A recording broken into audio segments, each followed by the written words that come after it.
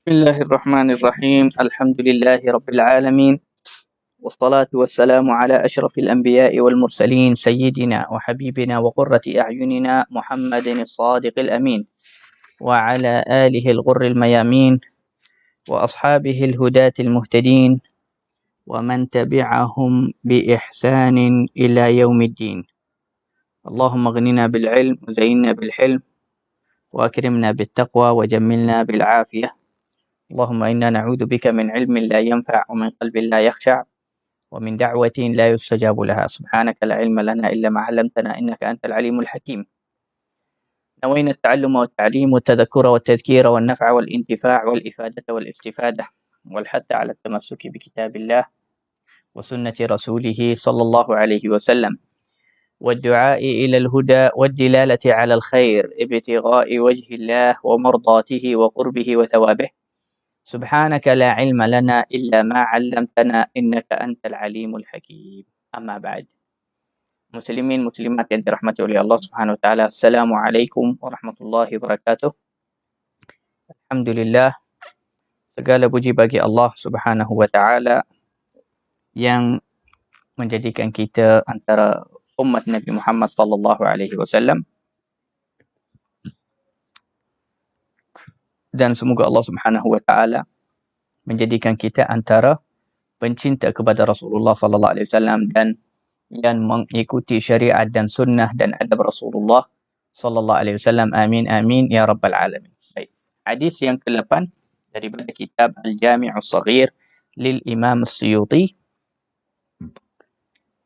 Sabda Rasulullah sallallahu alaihi wasallam, "Akhiru arba'in fi syahri yaumu nahsin mustamir." Daripada Sayyidina Ibnu Abbas radhiyallahu taala anhu.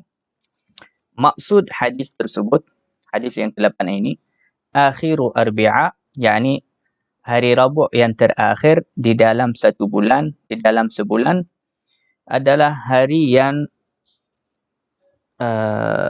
nasib buruk yang sentiasa kekal badannya. Nasib buruk dan negatif. Tetapi hadis ini seperti mana ulama berkata, kullu turuquhu kulluha wahiyah. Al-Imam As-Sakhawi, ulama besar ilmu hadis, dia kata semua sanad-sanad hadis ini tersebut wahiyah, yakni lemah sangat. Jadi hadis ini dhaif. Hadis ini dhaif dan lemah. Maksud hadis ini hari Rabu' yang terakhir dari setiap bulan. Setiap satu bulan, hari Rabu' yang terakhir itu nasib buruk dan tidak bagus, tidak negatif, hari yang negatif. Maknanya apa? Orang kena rasa risau daripada hari Rabu' yang terakhir dalam sebulan. Tetapi hadis yang tersebut itu sanadnya dhaif. Dalam riwayat yang lain, riwayat Imam At-Tabarani, sanadnya dhaif juga. Riwayat yang lain ni sanadnya juga dhaif, yaitu sabda Rasulullah SAW, Yaumul Arbi'a, Yaumun Nahsin Mustamir. Hari Rabu, hari negatif atau hari nasib buruk sentiasa. Bukan Rabu yang terakhir di dalam satu bulan. Baik, seperti mana saya sudah janji, memang kita kena akan baca hadis-hadis semua yang ada di dalam kitab tersebut. Dan kalau ada hadis yang lemah sangat atau palsu, dan palsu jarang sangat ada di dalam kitab ini, mungkin satu atau dua saja, dan kita akan bagi tahu yang ada di dalam kitab ini hadis dhaif, iaitu lemah, dan saya akan bagi tahu kalau hadis itu dhaif sangat, lemah sangat. Taib, hadis ini mengajar bahwasannya hari Rabu' yang terakhir di dalam satu bulan atau hari Rabu' sentiasa dia ada nasib buruk dan ada perkara yang negatif yang tidak baik. Itu maksud al-hadis ini. Dan perkara ni kadang-kadang berkait dengan keadaan alam, keadaan dunia dan alam. Ada bahagian perkara kadang-kadang dia jadi negatif, dia jadi nasib buruk. Kadang-kadang perkara tu masa, kadang-kadang perkara tu tempat. Kadang-kadang orang itu memang nasibnya buruk atau dia negatif ke. Macam tu juga masa dan tempat. Jadi ada bahagian tempat itu atau bahagian masa, hari atau tahun, dia macam nasibnya banyak buruk. Maka manusia akan merasa negatif dan rasa tidak suka, risau daripada masa itu kalau dia berulang. Kalau dia berulang, orang akan rasa risau.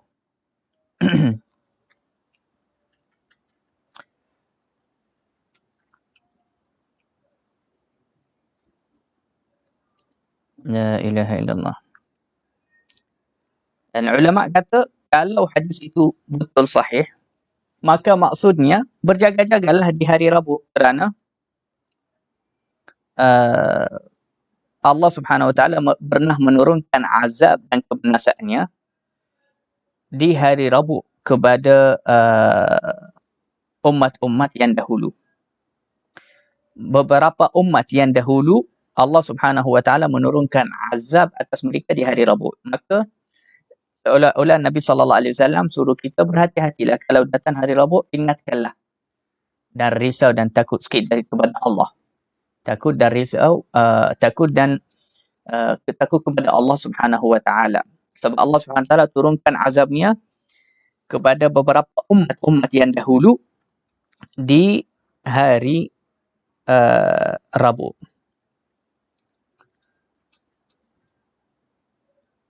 Dan Rasulullah sallallahu alaihi wasallam bukan yang suka kita rasa negatif atau menyuruh kita merasa negatif dan risau, tetapi Rasulullah SAW suka kita sentiasa mengingati Allah dan sentiasa takut kepada Allah dan harap kepada Allah. Sehingga Rasulullah SAW sendiri, Sayyidatina Aisyah berkata, "Idza ra'a makhyalatan fazi'a ila as-salah, hatta idza nazala al-matar surriya anhu."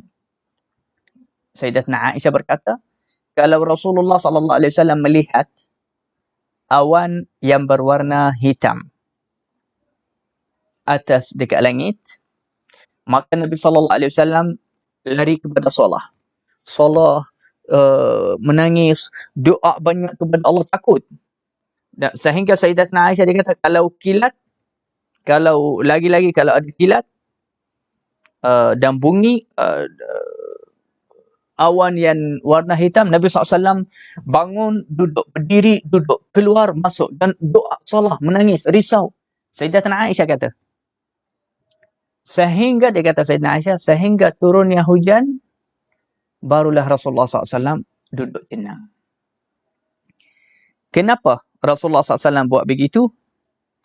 Yaqulu, lepas Sayyidatina Aisyah tanya Rasulullah, kenapa buat macam tu? Ni setiap kali nak turun hujan, risau, takut. Dia kata, ma yu'minuni ayyakuna fiha adab. Bagaimana aku merasa aman? Mana tahu kalau di dalam awan itu membawa azab daripada Allah. Seperti mana perkara yang sama terjadi di umat-umat dahulu. Seperti mana perkara yang sama ini terjadi di umat-umat yang dahulu. Apa yang terjadi di umat dahulu? Qalu hadha 'aridun mumtiruna. Kaum Nabi Hud alaihissalam. Dia tegur mereka dan dia bagi tahu kepada kaumnya, Allah akan turunkan azab kepada kamu selepas 3 hari. Mereka kata, lepas 3 hari datangnya awan yang hitam. Maka kaum Nabi Hud alaihissalam, mereka kata, ini awan saja, bahkan awan ini penuh dengan hujan yang rahmat, yang baik, kita akan rasa nikmat, tak payah percaya Hud. Tetapi terjadi perkara yang tidak disangka. Mereka sangka itu nikmat dan matar dan hujan. Tetapi apa yang terjadi? Apa yang dibawa oleh awan yang hitam tu? bal huwa masta'jaltum bihi rihun fiha 'adzabun alim. Bahkan awan itu bukan membawa nikmat dan rahmah, bahkan itulah azab yang dikata oleh Nabi Hud kepada kamu. Angin yang panas yang membawa api dan membawa azab yang pedih kepada kamu. Maka Rasulullah SAW setiap kali kalau datang awan hitam, Rasulullah SAW risau kalau perkara itu azab daripada Allah Subhanahu wa Ta'ala. Ini bukan daripada segi negatif, bahkan perkara itu membuatkan kita sentiasa jadi hamba kepada Allah, mengingati Allah, takut kepada Allah, rujuk kepada Allah Subhanahu Wa Ta'ala, taubat kepada Allah Subhanahu Wa Ta'ala. Perkara itu bagus. Perkara itu bagus. Hari yang Allah turun azab kepada umat-umat yang dulu, kita kena risau, ya Allah, takut kalau di hari yang sama ni jadi azab atas kita seperti umat-umat yang dahulu. Macam Rasulullah SAW bersabda dalam hadis yang lain, hari kiamat akan terjadi di hari Jumaat. Hari kiamat akan terjadi di hari Jumaat. Maka Nabi SAW kata, maka semua binatang dan haiwan-haiwan di dunia merasa risau kalau masuknya hari Jumaat. Rasa takut kalau hari Jumaat inilah yang ini hari kiamat akan jadi di Jumaat ini. Nabi SAW kata, kecuali manusia dan jin. Dua-dua golongan ini yang tidak perasaan, tidak risau, lalai saja. Tetapi binatang dari fitrahnya setiap hari Jumaat rasa risau, takut. Sebab dia tahu Allah dah letakkan dalam fitrahnya di hari ini akan jadi hari kiamat di waktu yang tertentu oleh Allah Subhanahu wa Ta'ala. Sebab itu Nabi SAW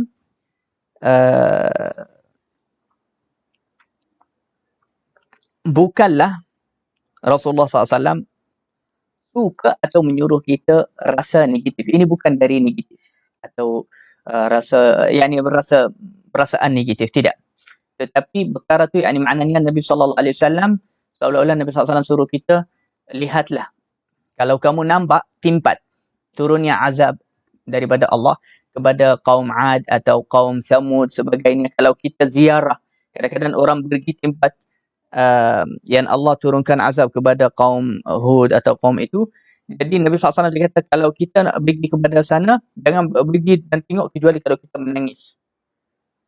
Kita menangis, takut kepada Allah. Bukan pergi sebab macam tengok-tengok sahaja. Macam tu, untuk tengok-tengok je. Tidak. Kalau orang pergi tengok badan Fir'aun yang dekat Mesir, atau pergi tengok yang sakit baki daripada budaya-budaya kaum yang pernah diazab oleh Allah, seperti kaum Nabi Lut alaihi salam. Seperti mana ulama kata, kaum Nabi Lut, qaryah dan kampung mereka di laut yang mati. Mereka laut mati di Jordan di sana. Jadi kalau orang pergi sana, dia kena pergi, Nabi SAW kata, kita kena pergi dengan keadaan takut, menangis, risau kepada Allah. Takut kalau Allah azabkan kita seperti mereka. Perkara ni bukan negatif, perkara ni takut kepada Allah. Dan dari itu juga hadis yang tersebut ini, Nabi SAW kata, Rabu ini hari yang nasib buruk. Sebab beberapa kali Allah SWT turunkan azab di hari Rabu. Maknanya kalau masuknya hari Rabu, kita bukan rasa negatif sampai berhentikan kerja, berhentikan sebagainya. Tidak.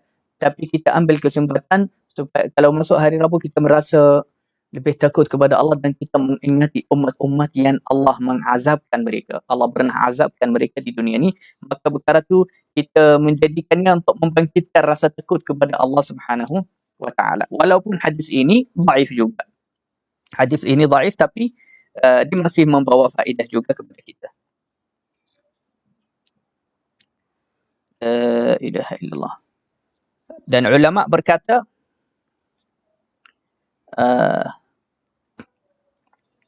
hari Rabu itu, Al-Imam As-Suhaili dikata, nasib buruk yang ada di hari Rabu itu bagi orang yang memang rasa negatif dengan hari Rabu.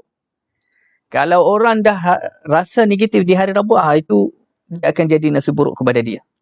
Tetapi orang yang kuat yakin kepada Allah, tenang, relax dan positif keadaannya, dia tidak akan mendapatkan apa-apa, dan itu adalah keadaan Rasulullah sallallahu alaihi wasallam. La ilaha illallah. At-tatayyuru makruh.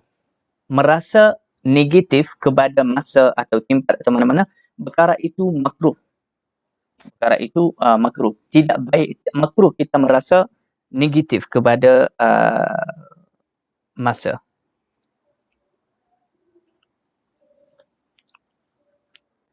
Bahkan yang disunnahkan oleh Nabi SAW, diajar oleh Rasulullah SAW, kita kena selalu merasa rasa positif dan rasa happy, dan kita selalu bersangka baik kepada Allah Subhanahu Wa Taala. Hatta kalau orang kata sebenarnya hari itu atau masa itu negatif, jangan buat apa-apa kerja dia, jangan kahwinlah, dia macam tu. Sayyidatina Aisyah dikata dulu, Sayyidatina Aisyah dikata ramai orang menyebarkan berita tak betul pun. Mereka kata, yakni siapa yang kahwin di hari di Syawal, berkahwinannya takkan jadi bahagialah, tak tahu apa. Sayyidatina Aisyah dikata, mana ada, aku kahwin di Syawal dan aku sangat bahagia dengan Rasulullah SAW. Maknanya kadang-kadang nasib buruk terjadilah di satu hari atau di satu masa atau di satu bulan atau di satu tahun yang khas. Tapi nasib buruk itu takdir daripada Allah. Bukan dia melekat dan sentiasa ada pada waktu itu atau hari itu atau keadaan itu. Lagi satu, ulama kata siapa-siapa yang dia yang merasa positif, negatif di masa itu, nanti sebab berasaan dia, sebab bersangkaan dia yang negatif itu, dia akan jatuhlah di dalam keadaan negatif. Na'udzubillah. Sebab itu kita selalu kena rasa happy, bahagia, positif, dan kita sangka baik saja. Kita sangka baik kepada Allah, sangka baik kepada masa juga.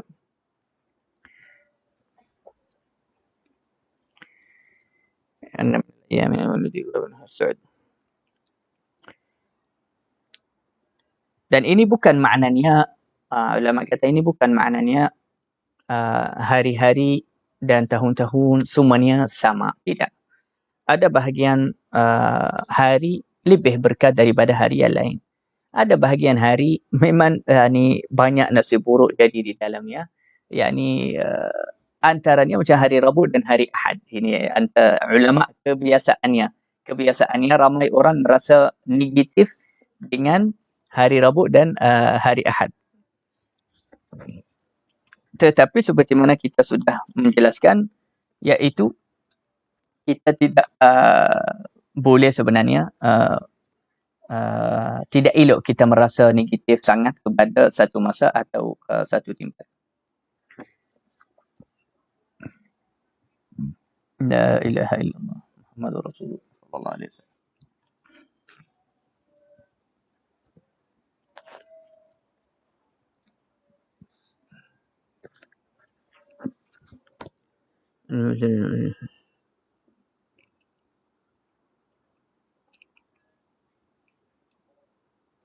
Dan ada beberapa hadis juga, tapi semua sanadnya dhaif, yang menceritakan tentang kelebihan keburukan dan rasa nasib buruk dan negatif pada beberapa hari. Tapi tak apa, kita boleh cerita, boleh membaca hadis-hadis itu untuk faedah sahaja, untuk mendengar. Tapi hadisnya dhaif. Iaitu daripada Abu Sa'id Al-Khudri radhiyallahu an, dia berkata Rasulullah SAW kata, hari Sabtu Yaumu Makr, hari hilah, hari penipuan, dan hari penipuan. Yaumul Ahad Yaumu Ghars, hari Ahad untuk menanamkan, untuk tanam dan bina. Hari Isnin untuk hari musafir. Kalau siapa-siapa nak musafir, hari Isnin lah, dan mencari rezeki, hari Isnin. Hari Selasa hari yang berat dan hari busy dan berat. Hari Rabu jangan bagi, jangan ambil. Yani hari Rabu macam banyak nasib buruk dan negatif lah. Hari Khamis hari meminta hajat kamu dan untuk urusan apa-apa, insya-Allah akan dicapaikan. Hari Jumaat hari tunan dan nikah. Ini hadis Imam Sakhawi kata hadis ini dhaif. Tetapi hadis dhaif boleh kita yakni apa, kita ceritakan ceritanya. La ilaha illallah Muhammadur Rasulullah sallallahu alaihi wasallam. Tapi sebab apa? Bukan semua hadis dhaif itu maknanya dia palsu. Sebab ini kita kena bezakan. Hadis dhaif tu masih boleh dipakai. Kecuali kalau dhaifnya tu sangat dhaif. Kalau terlalu lemah, itu yang tak boleh dipakai. Kalau dia hanya dhaif, dia masih boleh dipakai. Tapi hadis palsu tu, itu dia memang bukan hadis. Dia kata-kata orang. Dia bukan hadis. Jadi beza. Memang beza sangat antara hadis dhaif dengan hadis yang palsu. Dan selama hadis itu masih dhaif, kita boleh pakai. Bahkan yang lebih baik kita pakai. Yang lebih baik kita pakai hadis dhaif. Bukan ini kata kita, ini kata ulama hadis. Ulama yang pakar di dalam hadis Rasulullah sallallahu alaihi wasallam, mereka kata kalau ingin mengikuti jalan wara', yakni wara' itu lebih menyelamatkan agama kamu, maka beramallah hatta dengan hadis yang dhaif. Sebab itu pernah ada satu riwayah hadis dhaif, Nabi SAW melarang tentang sesuatu. Nabi SAW melarang tentang sesuatu. Dia kata, jangan buat ini atau kamu akan dapat penyakit ini. Maka ada satu ulama yang bakar dalam ilmu hadis. Bermulaan masa, dia tidak melakukan perkara itu. Sebab hadis ini. Selepas beberapa masa, dia dah pastikan hadis ini dhaif. Jadi dia tidak peduli dengan hadis itu. Ini ulama besar hadis. Namanya Imam Ibn al-Hajj. Ulama ini namanya Ibn al-Hajj. Kisah ini sangat berkesan. Dan dia ulama yang bertakwa, yang wali Allah SWT juga. Dia awliya. Selepas dia pastikan hadis itu bukan sahih, hadis dhaif, maka dia tidak peduli dan dia buatkan perkara itu yang dilarang oleh Rasulullah dalam hadis dhaif. Selepas dia buat perkara tu, dia dapatlah penyakit tu. Dia dapat penyakit. Selepas dia mendapat penyakit itu,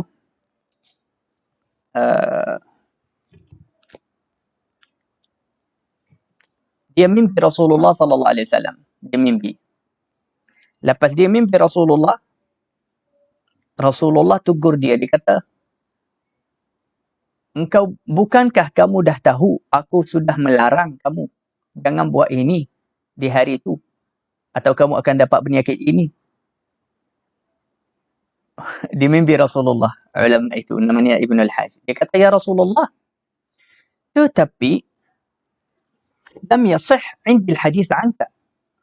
Tapi hadis itu selepas saya cari dan cek, aku nampak hadis itu tidak sahih ya Rasulullah. Ini dalam mimpi. Apa kata Rasulullah kepadanya dalam mimpi? Dia kata, yakfika an tasma'.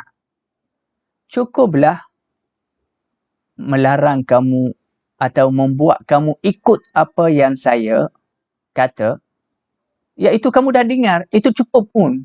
Kalau kamu dah dengar, walaupun hadis itu dhaif, cukup. Kamu kena berhenti buat itu. Jangan buat walaupun hadis itu dhaif. Sebab kamu dah dengar. Sebab itu ulama kata, hatta kalau hadis dhaif itu, kita kena cerita juga kepada orang. Dan orang kena dengar dan kena ikut juga. Kalau perkara itu bukan tentang hukum lah. Perkara itu tentang sunnah atau adab atau perkara yang bukan berkait dengan hukum. Jadi kita bolehlah cerita hadis dhaif. Kita boleh dengar hadis dhaif. Kita boleh buat dan beramal dengan hadis dhaif. Kalam ini, kenapa saya panjang syarah tentang ini? Sebab perkara ini penting sangat. Ramai orang jahil tidak membezakan antara hadis dhaif dan palsu. Dan perkara ini menjadi sebab sesat dan sebab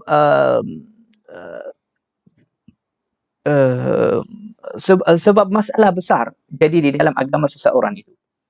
Jika dia tidak membezakan antara hadis dhaif dan hadis palsu.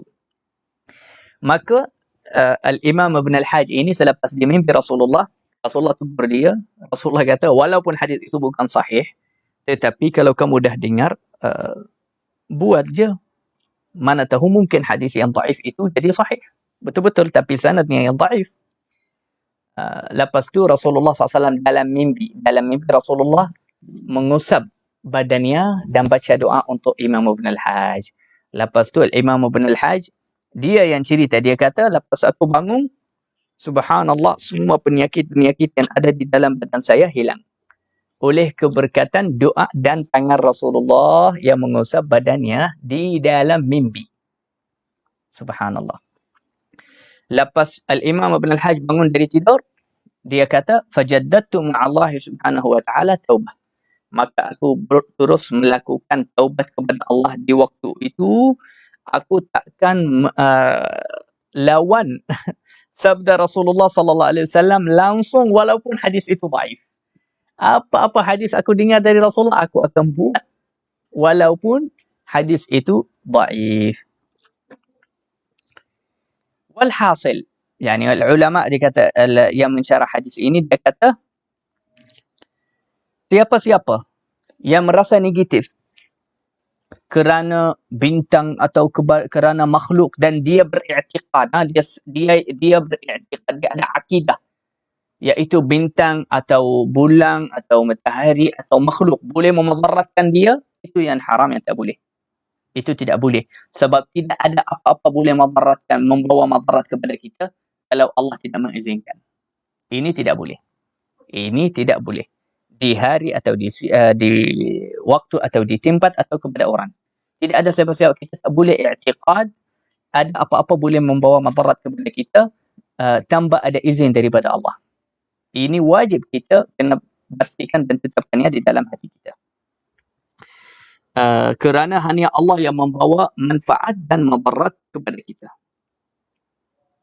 Tetapi kalau ada siapa-siapa, dia dah dapat bukti, macam tempat itu memang ada nasib buruk, atau orang itu, atau hari itu khas untuk dia, untuk dirinya sendiri sahaja, bukan untuk semua orang, untuk dirinya. Dia dah berasan dan dah cuba beberapa kali, memang perkara tu ada nasib buruk. Jadi tak apa bagi dia sahaja. Faham baik-baik semua tuan-tuan puan-puan yang dikasihi sekalian, faham baik-baik hadis ini. Yakni kalau orang itu, salah satu orang daripada kita, dia rasa ada negatif lah, ada nasib buruk pada hari ini, atau pada orang tu, atau pada tempat itu, atau pada kerja ni. Jadi tak apa bagi dia sahaja, untuk dirinya sendiri sahaja, untuk meninggalkan dan untuk dia lari daripada perkara dan masa itu, kerana dia dah cuba dan dia macam dapat tahu perkara tu ada nasib buruk untuk dirinya. Tetapi tidak boleh baginya dia bersangka atau i'tiqad bahawasanya perkara itu dia boleh membawa mudarat atau merosakkan hidupnya. Bahkan dia kena i'tiqad dan yakin bahawasanya hanya Allah yang membawa mudarat dan manfaat kepadanya.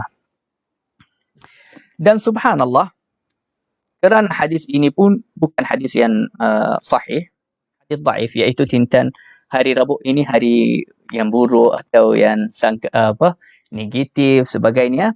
Ada bahagian ulama pendapat mereka lain, dan ada hadis-hadis yang melawan dengan hadis ini. Seperti Al-Imam Al-Baihaqi. Al-Imam Al-Baihaqi rahimahullah ta'ala dalam kitab Syu'abul Iman, dia kata, ad-du'a mustajab di hari Rabu selepas zuhur. Subhanallah. Doa mustajab di hari Rabu selepas zuhur. Ini antara masa yang doa mustajab yang ramai orang tidak tahu. Ramai orang fikir doa mustajab di malam Jumaat, di hari Jumaat,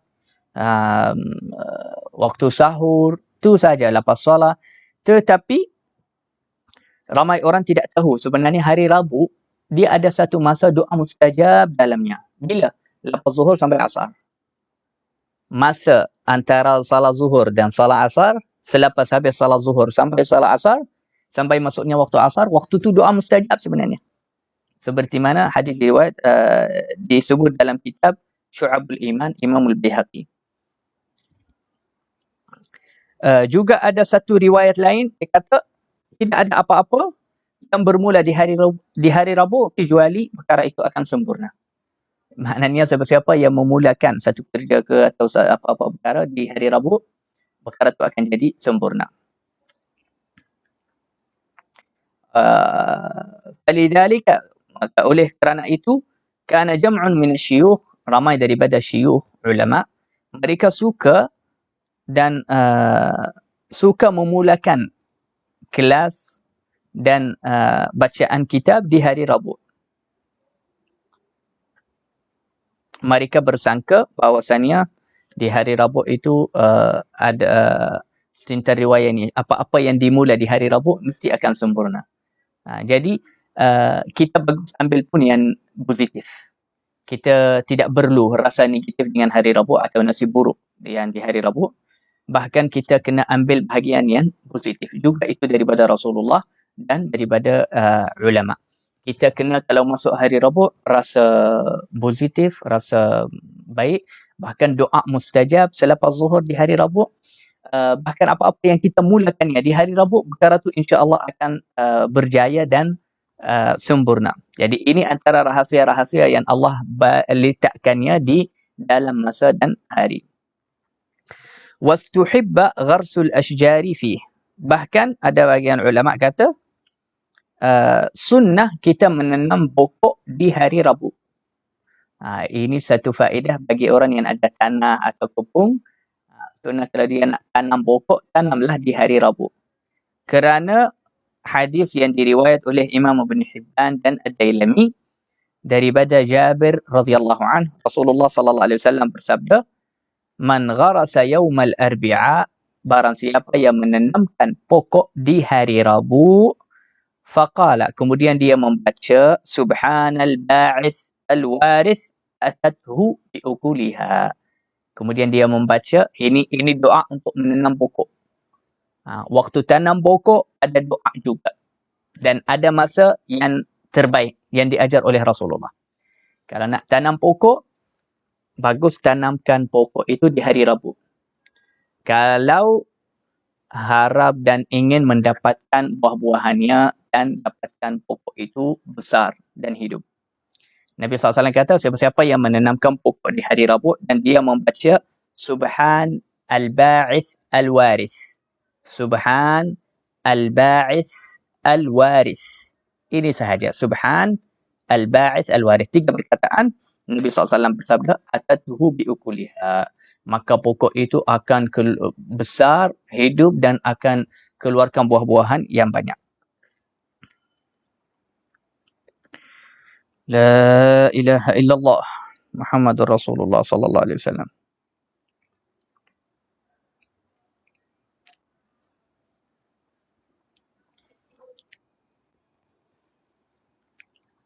Wa hakadha.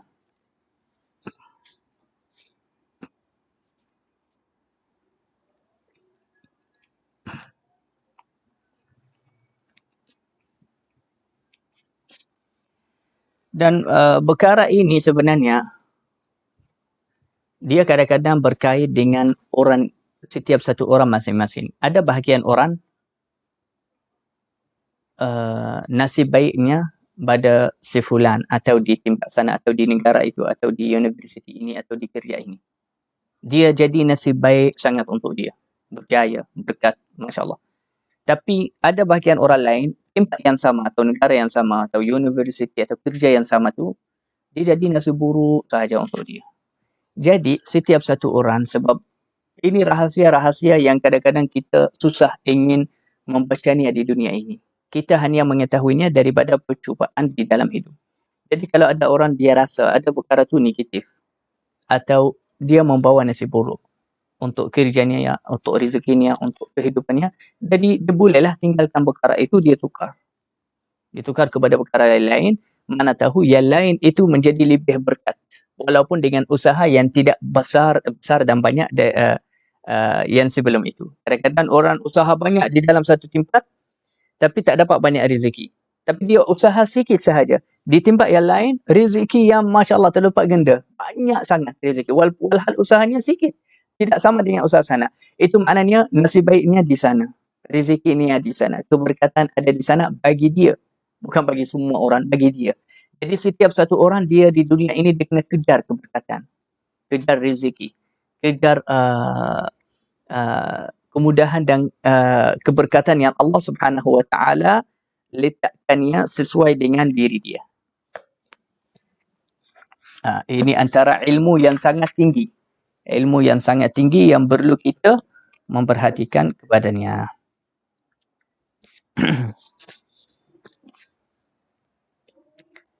La ilaha illallah. Masya Allah, yani dikata hari Jumaat tazwijun wa urs. Di hari Jumaat sunnah kita melakukan majlis nikah kahwin di hari Jumaat. Jadi sunnah atau perkara ni memang ramai orang mengamalkannya. Ramai orang suka melakukan hari akad nikah di hari Jumaat. Itu memang hari berkat. Biasanya akad nikah berlaku di hari Jumaat, banyak berkat dan bahagia, dan insya-Allah rumah tangga itu akan jadi banyak berkat jika akad nikah berlaku di hari Jumaat. Kerana ada beberapa riwayat, ada satu riwayat yang kata wa yaumul jum'ati yaumu khutbatin wa nikah. Hari Jumaat itu hari tunan dan akad nikah. Hatta tunan juga. Kalau orang nak tunan, dia bagus pilih hari Jumaat. Tunan dengan tunan kamu hari Jumaat. InsyaAllah tak akan putus dan akan lagi berkat. Kalau nak kahwin, buat juga akad nikah di hari Jumaat. Majlis nikah tu, tunduriam tu, itu tak apalah. Buatlah bila-bila. Tapi akad nikah tu buatnya di hari Jumaat. Sebab subhanallah, setiap satu masa dia ada rahasianya. Allah Subhanahu Wa Taala menciptakan banyak rahasia di dunia ni. Setiap satu orang ada rahasia, tak ada di manusia semua yang lain ada. Sebab kita semua ni penciptaan Allah. Setiap satu penciptaan Allah agung, mulia, sangat hebat. Jadi setiap satu hari ada rahasianya. Setiap satu jam ada rahasianya. Dan ada bahagian masa sesuai dengan ruh dan hati kita. Ada bahagian masa sesuai dengan kita. Macam tahun itu jadi buruk sangat untuk kita. Tahun lain jadi subhanallah macam-macam keberkatan. Tapi berjaga-jaga, jangan bersangka perkara tu kerana bintang lah, kerana ilmu sains atau kerana ilmu nujum, bintang-bintang sebanyak. Tidak. Itu tidak masuk campur. Itu tidak masuk campur untuk nasib baik kita. Ini semua keberkatan yang Allah Subhanahu Wa Taala ciptakannya di dalam diri kita dan di dalam masa, tempat, dunia dan hatta di dalam binatang sebagainya dan tanah. Yakni kalau kita lagi belajar lagi mendalam, subhanallah, setiap satu makhluk Allah Subhanahu Wa Taala kita ada berkaitan dengan dia. Dengan rembulan, dengan matahari, dengan bintang, dengan langit, dengan bumi, dengan laut. Kita ada berkaitan. Hati kita kadang-kadang suka ini, tak suka itu. Dia ada hikmah. Sebab itu ulama berkata, kalau hati kamu, kalau jumpa ada satu ulama dia kata, kalau kita jumpa orang, nanti tiba-tiba dengan otomatik hati kita sayang kepada dia, suka dia, ketahuilah perkara tu bukan kosong. Fikir baik-baik, fikir panjang. Perkara tu bukan kosong. Ada banyak rahasia antara kamu dan orang itu. Ada makna, ada maksud. Dan ini bukan kalau kita yang bangkitkan cinta dalam hati kita kepada orang tu. Ini yang kali pertama bertemu, tiba-tiba jatuh sayang, cinta sangat kepada orang tu. Itu ada berkaitan antara kita dan orang itu. Dan terbalik juga, kalau ada satu orang tiba-tiba hati kita rasa sangat benci, langsung tak selesai. Walhal kita tak kenal dia pun, tak buat apa-apa kepada kita, tapi tiba-tiba hati tak rasa langsung baik dengan dia. Maka ketahuilah ada rahasia. Ada sesuatu yang tak sesuai kamu dengan orang itu. Begitu juga dengan tempat kerja, rumah tinggal, pindah rumah, pindah negeri, negara, juga dengan laluan masa. Setiap hari.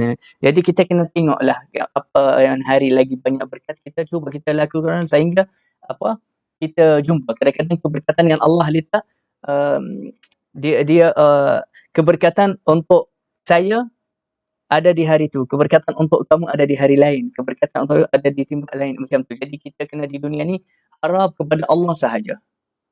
Mencari keberkatan dari Allah, mencari rezeki dari Allah, mencari kebahagiaan daripada Allah. Sentiasa merasa positif. Jangan kita merasa negatif, sebab perkara itu semua daripada Allah Subhanahu wa ta'ala. Jadi hari ini panjang hadis ini, saya fikir nak ringkaskan, tapi banyak perkara yang macam perlu diterangkan. Jadi kita cukup insyaAllah dengan hadis yang ke-8 ini sahaja. Esok kita akan baca hadis yang ke-9. Esok hari Rabu. Jadi jangan kita esok hari Rabu. Hari ni hari ni Rabu. Hari ni Rabu, dah terlepas. Esok Khamis. Jadi hari Rabu tadi tu lepas zuhur sampai asar doa mustajab. Jadi insyaAllah minggu depan setiap hari Rabu lepas zuhur sampai waktu asar ambil kesempatan bacalah doa banyak. Banyak baca doa kepada Allah Subhanahu Wa Taala, mintalah hajat kamu kepada Allah Subhanahu Wa Taala, dan ajarlah keluarga supaya mereka membaca doa di hari Rabu selepas zuhur sampai waktu asar. Itu waktu doa mustajab. Setiap Rabu memang ada itu waktu doa mustajab. Moga-moga insya-Allah Allah Subhanahu Wa Taala menjadikan hari-hari kita penuh dengan keberkatan. Setiap hari, setiap malam, setiap jam, bahkan setiap saat dan setiap nafas. Moga-moga insya-Allah setiap saat dan setiap nafas di dalam kehidupan kita penuh dengan rezeki, keberkatan, kebahagiaan dan positif insya-Allah.